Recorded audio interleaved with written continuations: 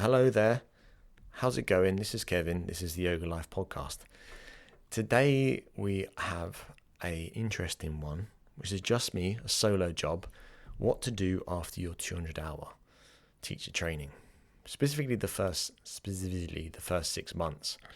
And this is what I did basically. So I hope you find this useful. If you'd like to meet me and other people at events, what I have coming up is, the next workshop is sold out. The next handstand workshop, that's in Greystones, August 31st. But I have a new one coming up, an exclusive, which is going to be in Salt and Soul in Sligo. Salt and Soul, I was there about 2 weeks ago with the missus. We did a great class, a Ashtanga style class, and December 14th, I'm going to be hosting my next workshop. I'll put all information on my website. It's at Saturday, 1 p.m. And the other event I have coming up is the live podcast with Dan Morgan. There's one spot left for that, so it's free, so you can grab that if you like. And then obviously the teacher training, which is starting in September. Woo! There are about 12 people signed up for that so far, so a nice small group. You're going to get plenty of attention from myself and Catherine. If you'd like to join that, you can still book your place. All information is on kevinboyleyoga.ie. This podcast is brought to you by Small Changes, organic, eco-friendly, plant-based whole food store based in here, Dublin, Ireland. They do refills, they do juice bar, they have a zero waste ethos, and they're doing great things for the environment. My advice is shop organic if you can. It's important that everything comes from the soil, man. It comes from the earth. You know, we are all one. What you put into your body, you get out of your body. That sounds funny, but make sure you're looking after your inner universe as well as the outer universe. So, without further ado, here's the intro music.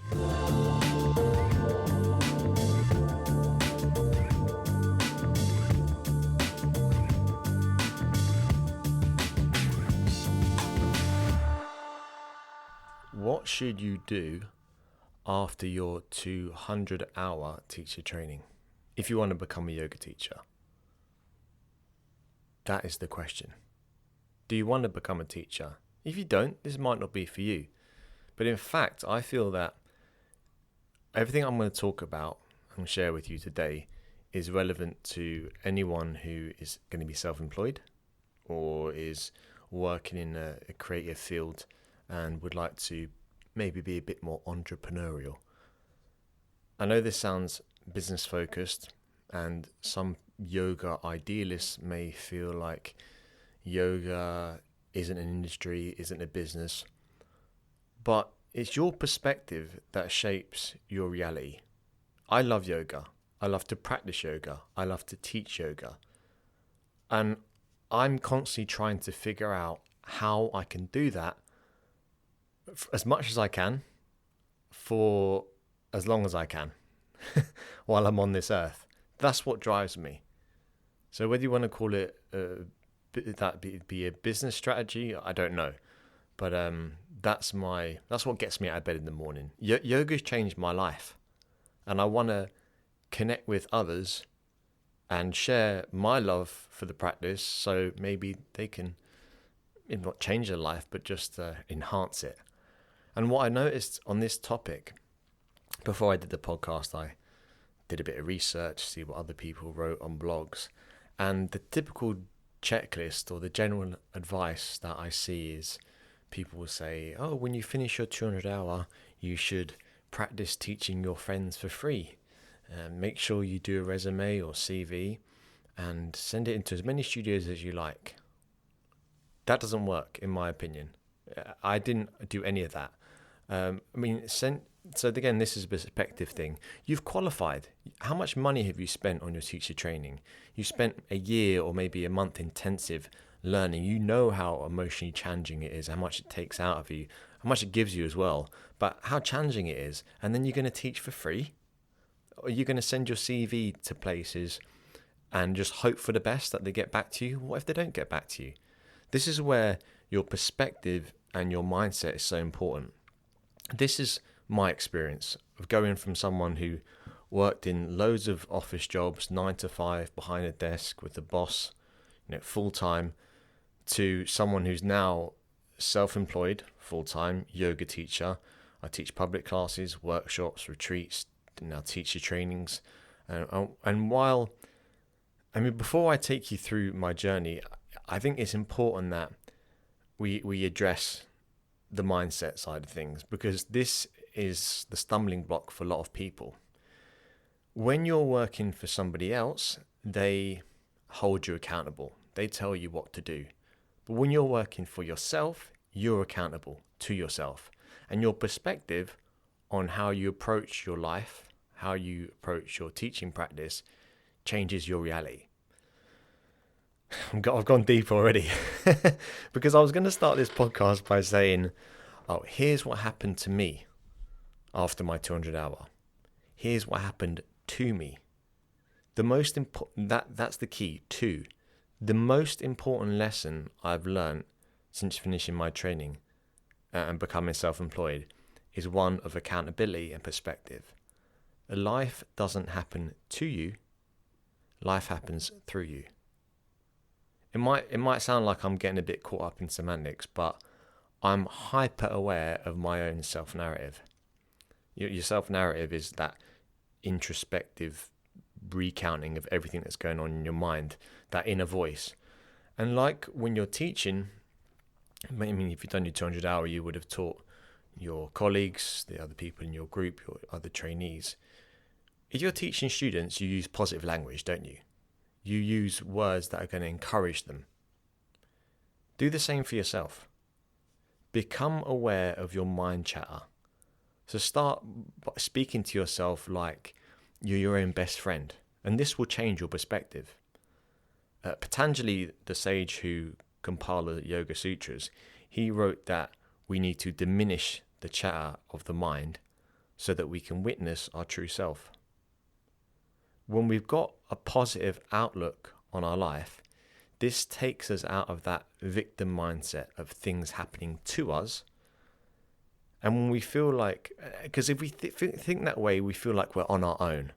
Everything is us against everyone else. And we don't have that sense of union, that sense of yoga, that it can be our reality if we choose it to be. When you adapt the positive perspective, you can then begin to practice accountability. When I finished my full-time 9-to-5 job, where again I had a boss telling me everything to do, I thought I was ready to be self-employed, but I wasn't. I wasn't ready for the level of procrastination that followed. I wasn't ready from going from my 200 hour to and working in an office job while I was doing that to being at home and to having to do things on my own, to get everything going myself. Whenever I thought of doing something like starting an Instagram account, doing a website, doing a podcast, I'd quickly find 1,000 reasons why I couldn't do it. I don't have time right now. I'm not good enough. What will other people think? I'll do it tomorrow. I'll do it next week. I'll do it next month. When you're stepping out of your comfort zone, it's so easy to fall into this trap. You panic, you overanalyze, you worry. Ultimately, you don't act because you're afraid, and we all are, to fail. That's where accountability can really help you. I'll get back to this later. When you're in your own head and you're on your own so much, like you do when you're a yoga teacher, I spoke about this before, it can be so easy to get caught up in the emotional thinking, the fear narrative. What I found to be the most important thing is, when you're your own boss, is to turn your brain on. The self-narrative is always going to say, I don't think I can do that. I don't think I'm good enough. You're accountable for quietening those voices. And if you're a yogi, if you're someone who practices yoga a lot, you've got the tools to do that, I hope, at this stage. You need to engage your prefrontal cortex. That's the part of the brain that does the thinking, does the logic, does the reasoning, the problem solving. That's the part we're going to need to do this. Because all of those self-doubts and insecurities are not serving you. Worse than that, they're keeping you from showing up and sharing what you love, your love of yoga, to other people that need it, like you needed it. When you complete a 200 hour, you know, probably at this stage, that it's a massive challenge, isn't it? You pour your whole soul out. You sacrifice loads of time, and you give so much emotional energy to that process. Why would you do that? Because yoga's helped you, I assume. And now you have the chance to share this with others, if you can get out of your own way. So turn your brain on. All right, let's think this through. Let's find out how to do it, because that's really what you're here for. Before you even figure out how you're going to do it, though, you need to ask yourself, what lights you up? What gives you passion, desire to do this in the first place? Get specific, specialize. For example, what style of yoga do you love? What do you want to share? Could be vinyasa, could be yin, could be kundalini. Do you actually want to share this? How do you want to share it? Do you want to teach? Do you like teaching public classes, or do you want to teach, 40 people in front of you? Do you enjoy that dynamic? Do you like privates, doing one-to-ones? Do you prefer online? There's loads of options. Get clear on what you want to share and how you want to share it. When you start to notice what excites you, what gets you out of bed in the morning, everything else changes. Yoga has enriched my life, and I hope it's done the same for you. And now you want to share that with other people, because it's going to change and enrich their lives too. And that's really important. And now it's not about you. It's about other people. This concept, I say these words, but this concept is something I've wrestled with, my own ego. And I think ours does. It becomes, especially with Instagram, there's pictures of us all the time. It becomes almost like about you. You are the figure. But it isn't. It's about we, us, how you can affect other people. And if you affect other people and you help them, they'll in turn help you. When you think about when you adapt this service mindset, everything changes. You're less likely to get in your own way, and you start to leave behind your self-doubts that are not allowing you to show up. Listen, this is actually doable. How do I know?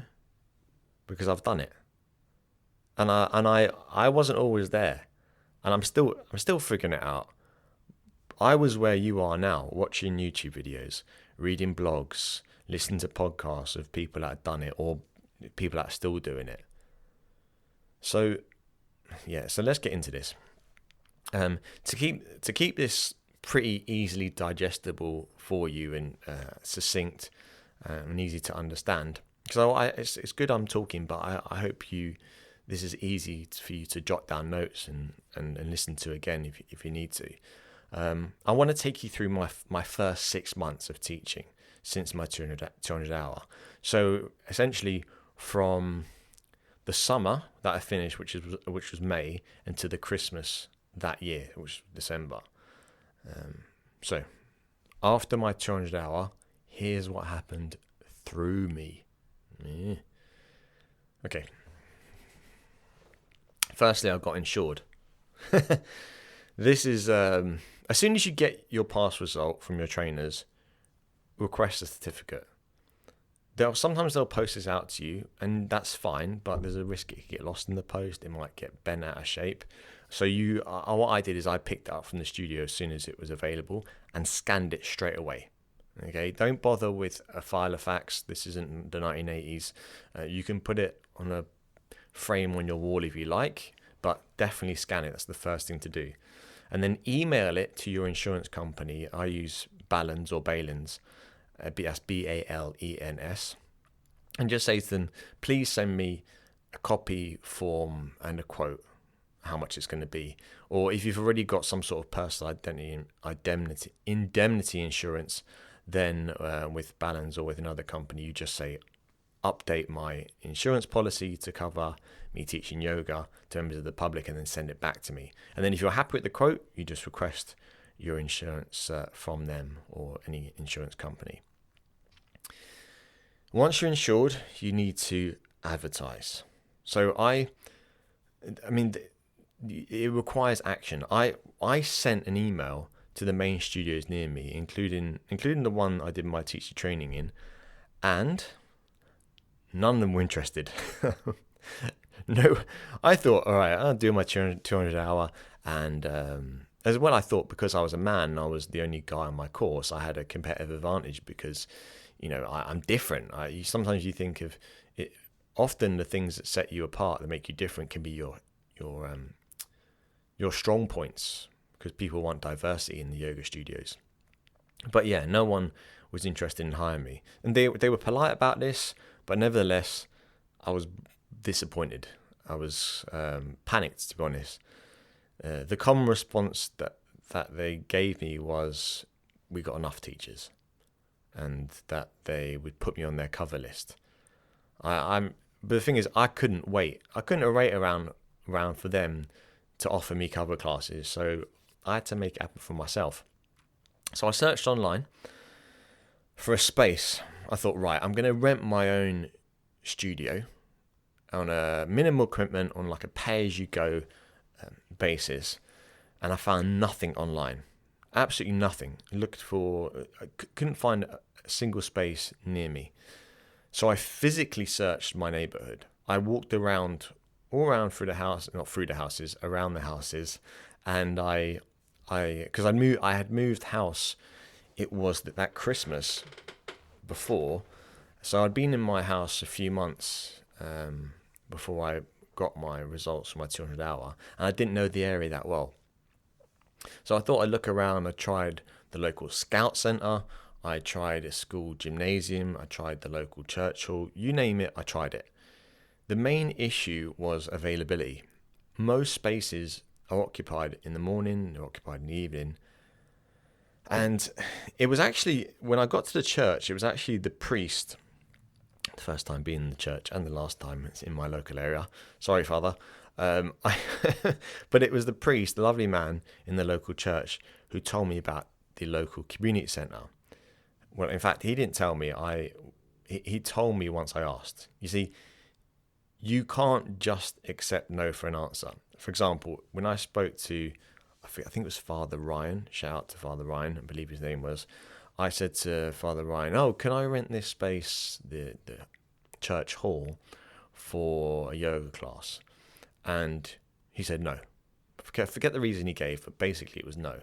I could have said, okay, thank you, Father, have a nice day, maybe see you next Sunday. But instead I said, okay, what spaces do you know that are local? You see, and then he told me about the community centre. You see, that's what I mean by life happens through you. I made that happen, or I at least created the opportunity for the priest to tell me that information instead of just accepting no and walking away. Anyway, shout out to Father Ryan, who suggested the local community hall.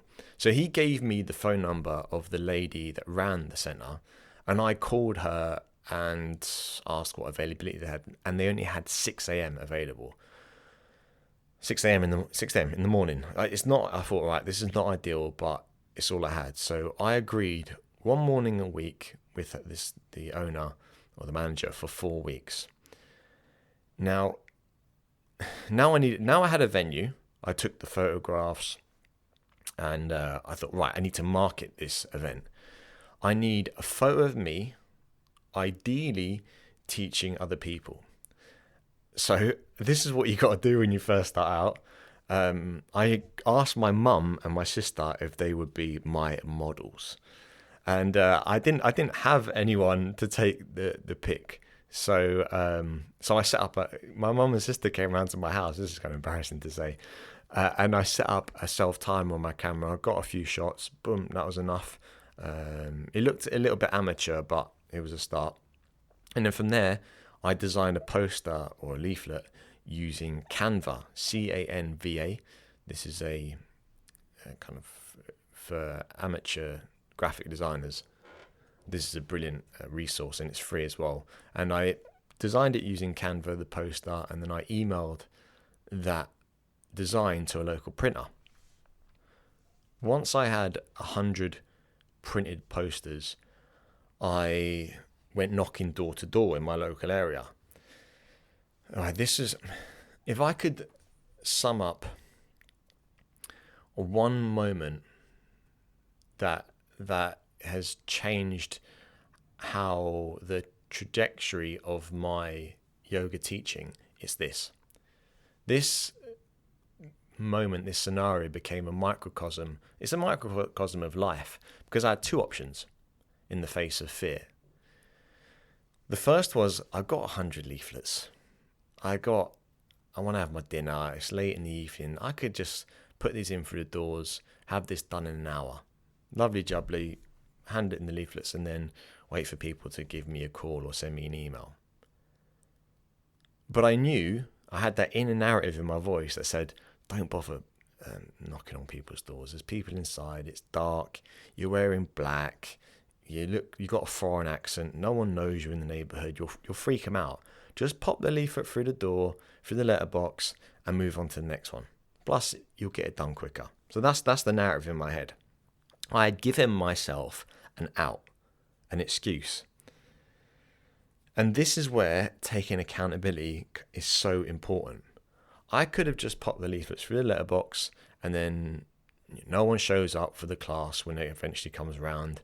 And then I could blame something, the quality of the leaflets, the weather, Mercury being in retrograde, whatever it was. And then I'd become that person that would be my chance to become a yoga teacher. I didn't do it. I go back to my regular job and I say, oh yeah, I could have been a yoga teacher, but there wasn't much interest in my area or in Dublin for it seems. That would have been my reality because I had that perspective. I wasn't being accountable. If you avoid that discomfort, that awkwardness, that becomes your pattern. And that is the pattern that you've instilled. So I said, right, this is a pivotal moment. This represents life either happening to me or happening through me. That perspective. Do you just let things happen or do you become accountable? So I said, fuck it. I think that was pretty much the words I said. I know it's not polite, but these are often words that come before making a major decision. You say, fuck it. I knocked on my first door. I spoke to 100 people, but over the course of about 3 evenings. It took a while. And then I won't go through my whole pitch, as it were, because that could be a separate podcast. 12 people showed up for my first weekly class, which is massive. 12%, that's huge. If I had just knocked, I'd be lucky to get 1%. Or if I just left the leaflet through the door. So when the people showed up, 12 people, I was buzzing, got my picture, shared it on my Instagram. Then soon the numbers increased. So I changed it from 1 class a week to 3 classes a week in the community hall. I had to then find a venue for the evening classes because there was some people wanted to they were telling their friends about it. And I thought, right, not everyone likes to get up at 6 a.m, so believe it or not. So I need to find somewhere for evenings. So I went to the local tennis club and then I added 2 evening classes in. So I was doing about 3 morning classes and 2 evening classes a week. And it sounds great. That sounds like, woohoo, from zero to hero. It's brilliant. What a great improvement. But there were mornings when I showed up at 6 a.m. and no one else would. No one else did. Again, remaining accountable, I realized, right, this 6 a.m. thing is not optimal. This is not something I can sustain. Definitely not in the winter anyway. And unfortunately, after a couple of months, I said, right, I'm done with the morning classes. I got to let that go and spend my time on social media, on doing a website, on networking. So I started my IG account, started a Facebook account, started a meetup page, started a website, and then I started to publicize my evening classes. I took pics after class to the students. So this is really important to take pictures because then people can see, oh, there's Mary who lives down the road. She went to that. Or there's people in general. People don't want to show up to do a class with someone they don't know, particularly if they don't think anyone else is going to be there. This is why having a website, I think, is so important. Not everyone is on Instagram. Not everyone, everyone is on Facebook, but that's an absolute shit show, Facebook, isn't it? I mean, it's just an absolute mess. So have a website. This is your shop front. Like, don't rely on studios or any other party to promote you. If you ever want to host your own retreats, your own events, you need to be able to take bookings. And a website is somewhere that anyone can access anytime. They don't need an Instagram, Facebook account to do it, and you can put high quality pictures up. That's so important. If you're going to do Instagram, which I would recommend, have a plan.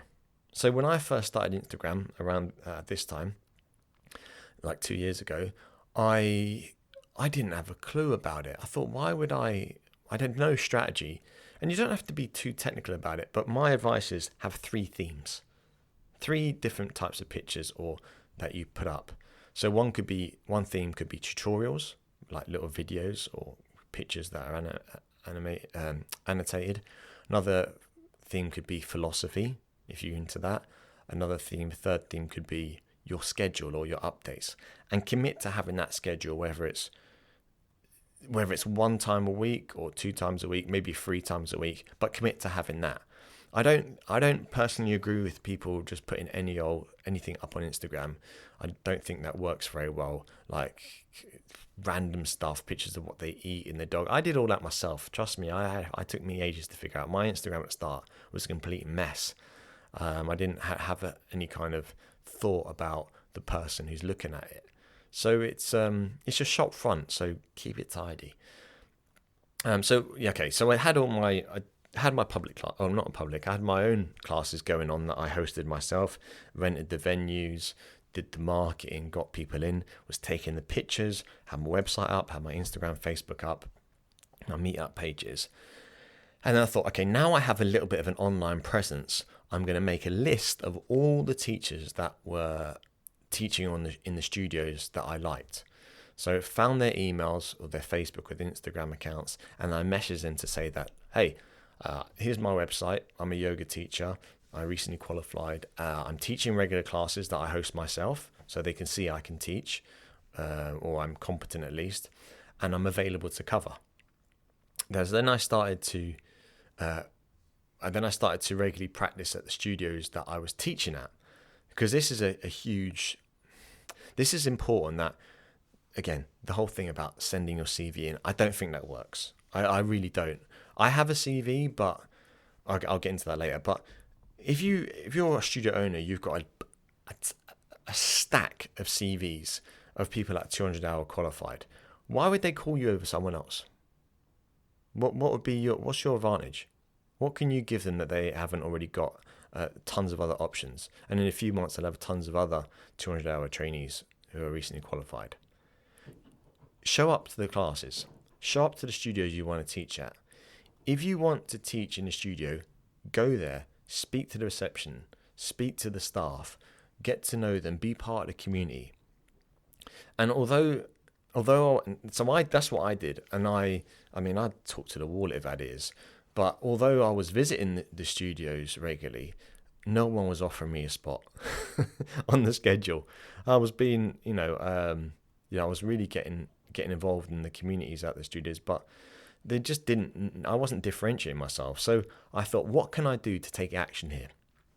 And I asked. So what I did is I asked if I could observe or if I could assist any of the teachers at these studios. So I'd go to a class. I'd say, after class, thank you, it was a great class. If you ever need someone to assist you, or if I could observe, I'd really appreciate that. And for whatever reason, people were happy for me to do that. I found that the assisting thing didn't really work because I felt like a bit of a spare wheel. And it was like, well, do I hand out blocks to people or what do I do? So instead, I just sat in the corner as an observer. And this is so much better than just going to a class and being a student.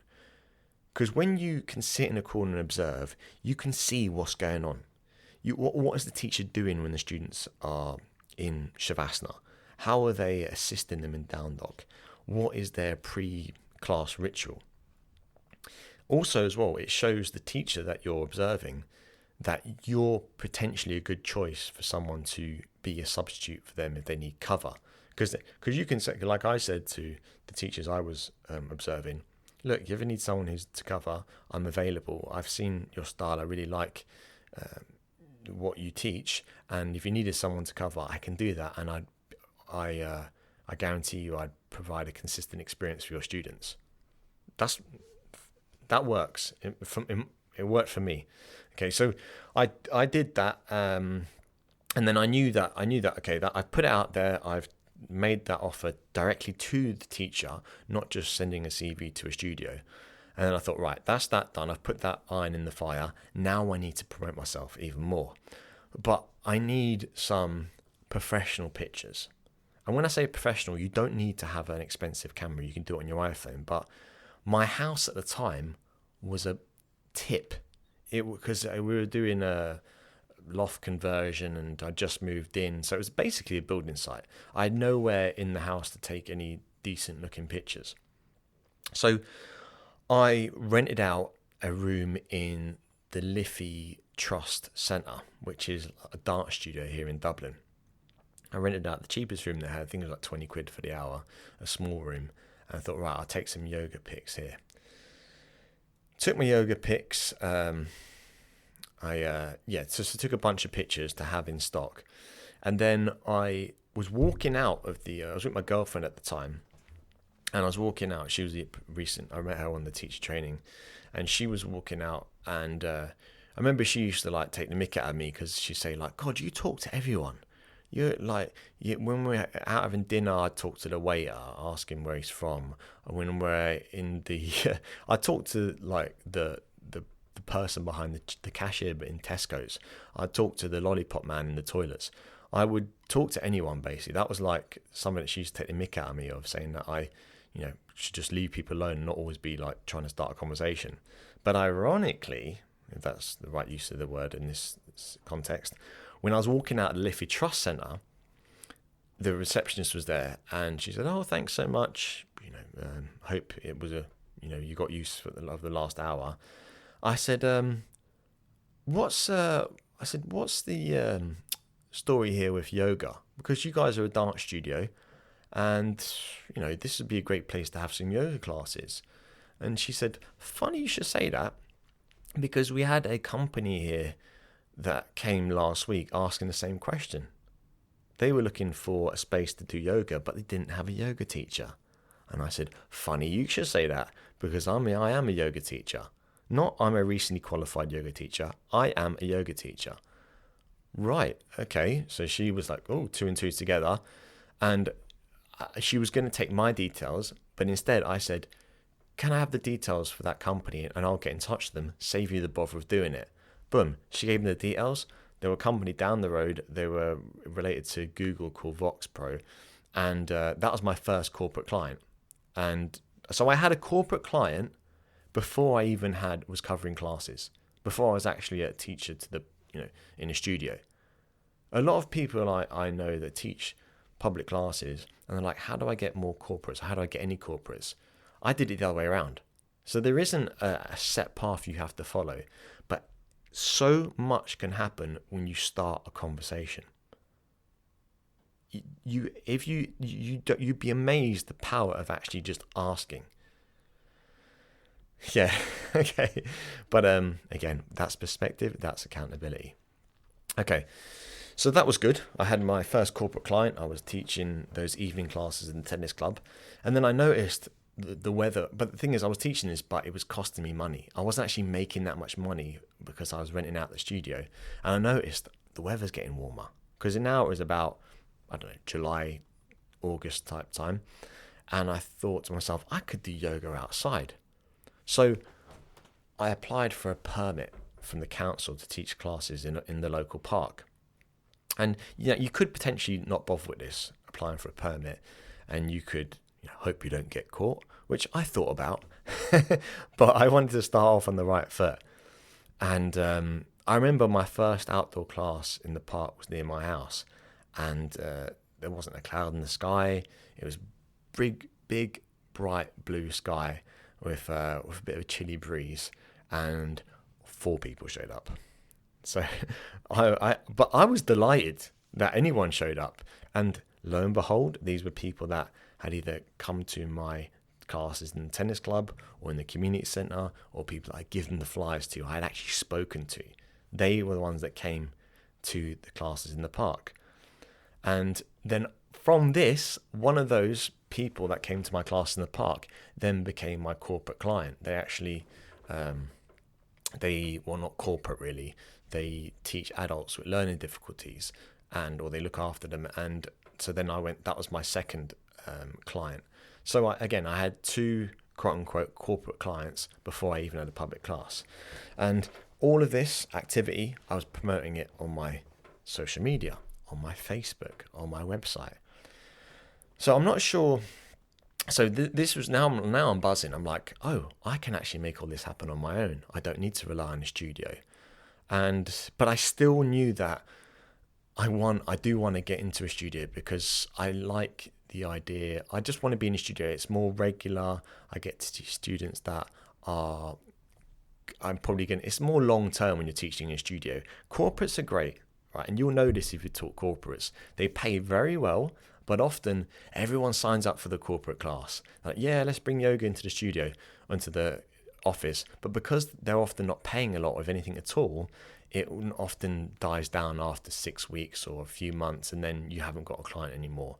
So I would rather something that pays less, but that is consistent, and where I can actually work with students over the long term. So I'm not sure if this was, I don't believe in fate, but I'm not sure if this is because of my social media activity. But then I started getting offered to cover classes at yoga studios. The yoga studio actually I did my 200 hour in. And these, let me have a sip of water, one sec. These cover requests were great, but they were irregular, and they were few and far between. So I made sure when I taught them, I was like, right, I'm not going to get many of these chances. So I'm going to really teach to my strengths. I'm going to teach my style whilst honouring the style of the teacher, but just tailor it to what I like to teach, my own practice. And it seems like people liked it. The students gave the studio positive feedback about me, and then quite quickly I was offered my first weekly public class. So I chose to focus on my strengths, teaching strong vinyasa to large groups, focusing on arm balancing. That was a big thing that a lot of people weren't teaching. And I quickly noticed that most people found arm balancing very challenging. So I asked my students at the end of one class, if I held an arm balance workshop, would you find this helpful? Then I suggested to the studio, look, well, this is only within a few months of my first class. I said, look, I asked the students, and they said that they would like a arm balance workshop, which I noticed no one here is teaching, and I can teach. Would you be interested in doing this? Remembering the studio is a business. They see the students have a need, I have a need, they have a need, boom, put the three together. Now, the studio were thought I was a bit cheeky doing this. They're kind of like, who are you to suggest this? Because normally the studio will ask you to do a workshop and then you accept. But I thought, I'm not going to wait for that. I'm having a dialogue here with the students. They seem to want this because I've asked them. I can do it, so let's get the ball rolling. It happened through me. Okay, remember, this is all about happening through you. So don't wait for things to happen like that. If you see a need, address it. Okay, so within a few months of teaching my first class, I was teaching my first workshop.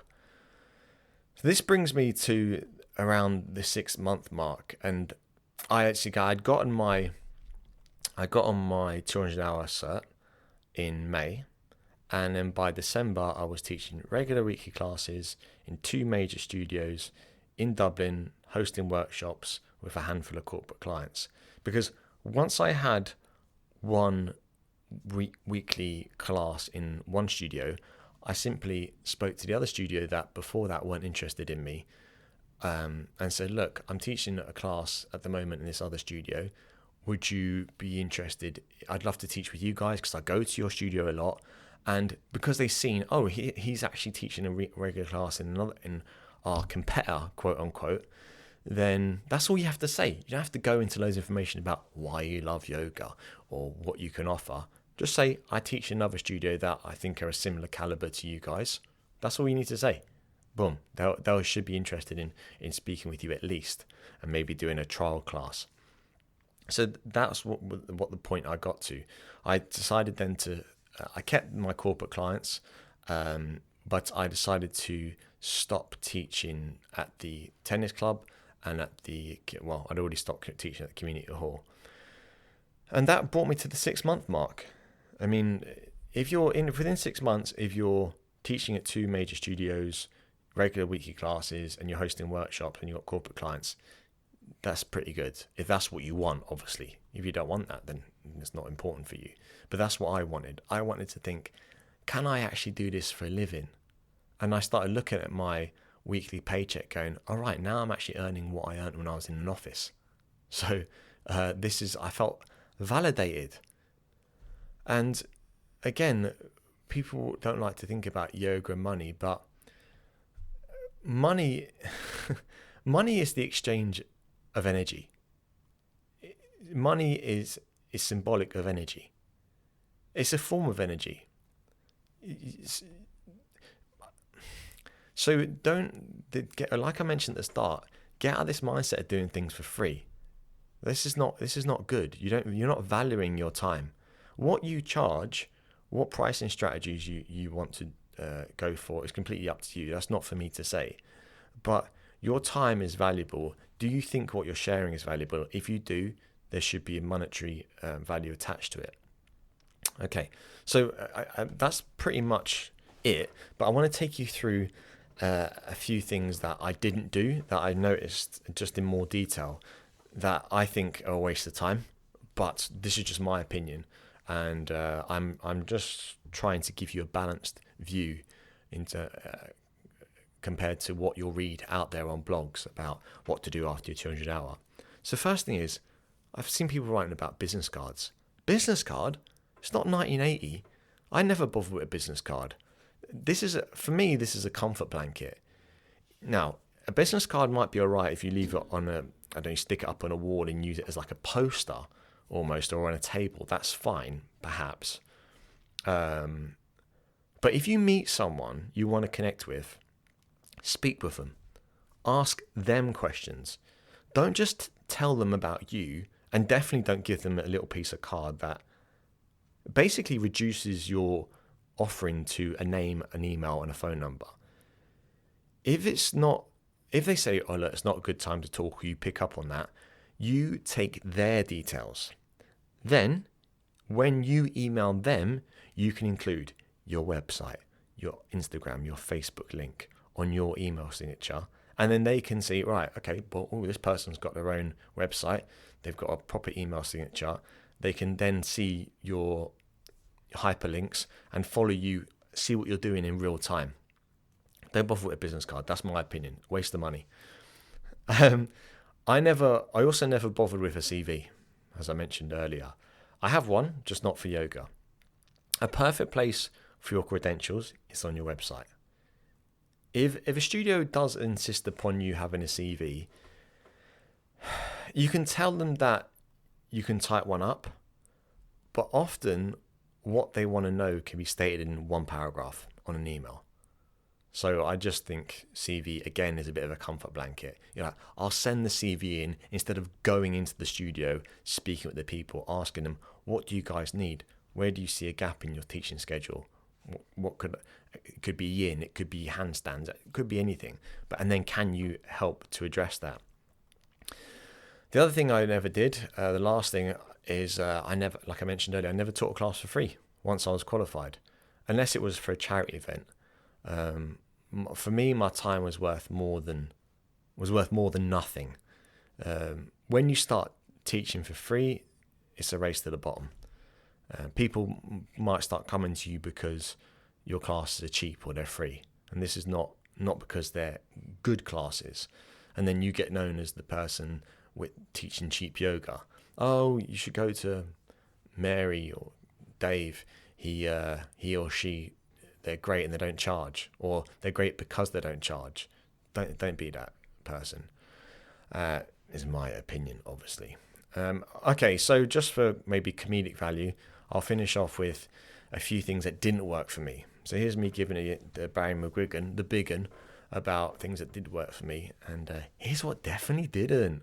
Three things that didn't work. I offered to teach or to cover a level 3 class in a hot studio I'd never practiced in. Massive fail. Crikey. So I'd offered to teach, to cover these classes, but be careful what you wish for. I was completely overwhelmed. I walked in, not an inch of wooden floor to be seen, just mat to mat, and roasting studio. I'd never taught hot yoga before. I hadn't practiced it that much, apart from Bikram. And I tried to teach this elaborate sequence. I got really confused, and so I said, right, I'm just going to put everyone in downward facing dog about 20 times and keep them there until I can think of my next sequence. That was a disaster. One to forget about. Again, it's because I never practiced at the studio. I didn't know what the style was, the environment. Mistake. Second thing was, oh God, cringe. Beer yoga. I've done a couple of these events. I know, yikes, I'm sorry. I'm not proud of this. You can actually put into YouTube. I shouldn't be promoting this, something I find very embarrassing, but I think it's Irish people do beer yoga, or beer yoga Irish, something like that. And but I did it for the energy exchange, for the money, because I didn't have any, and I compromised my morals. The video has been online now, has received 2,000 views. So 200,000 views. Gasp. So it is quite funny though, because I taught a bunch of stand-up comedians, and it got a bit awkward in a funny way, because one of the comedians was saying I look like Benedict Cumberbatch, poor man's version, you could say, and was kind of, I think she was flirting with me, but maybe in an awkward way. But it was kind of funny, so you can watch it just for comedy value if you like. The other thing was, God, this was actually probably the worst one. Is I accepted to cover a postnatal class once. Disaster.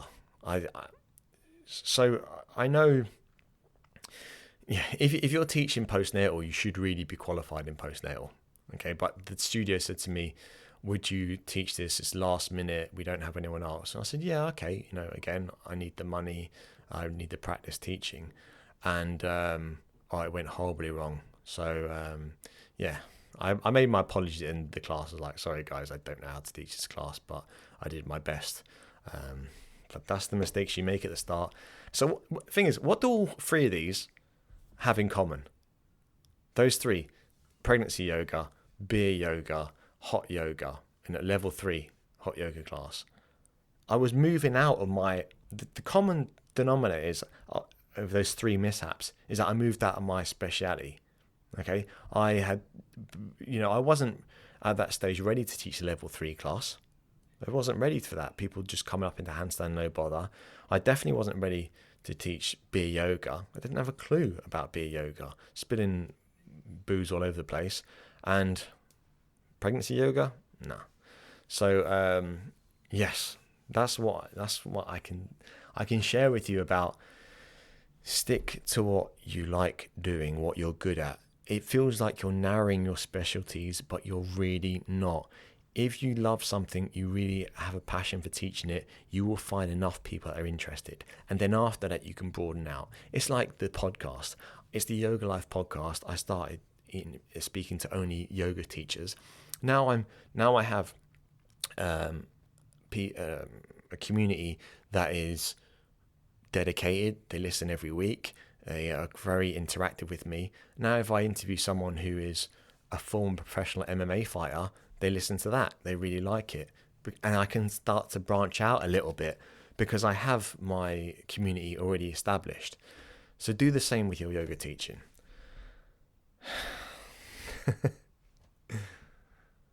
That's it. I hope that helped. Yes, that's all we have time for right now. A couple little things before I let you go. The first is, this is an exclusive. Dun, dun, dun. heels over head, the next handstand workshop is in, drumroll, Sligo.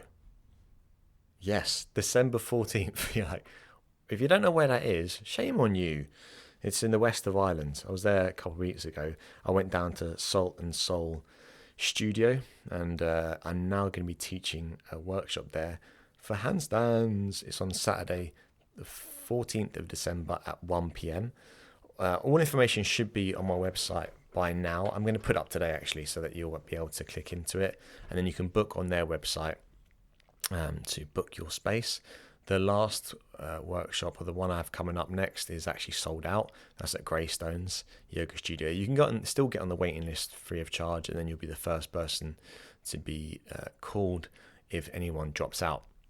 I have one space left for the Dan Morgan podcast, live podcast, and that's pretty much all the events I've got coming up. Obviously, the teacher training as well. That's starting in September. You can still book your place at that.